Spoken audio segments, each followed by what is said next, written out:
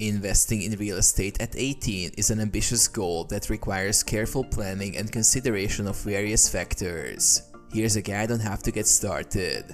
Educate yourself.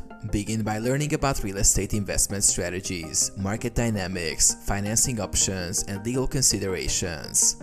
Take advantage of books, online resources, courses, and mentorship programs. Build credit. Establish good credit by responsibly managing your finances, paying bills on time, and minimizing debt. A strong credit history will increase your chances of qualifying for financing options such as mortgages or loans. Save for a down payment. Start saving money for a down payment on your first investment property. Consider part-time work, side hustles, or saving a portion of any income you earn.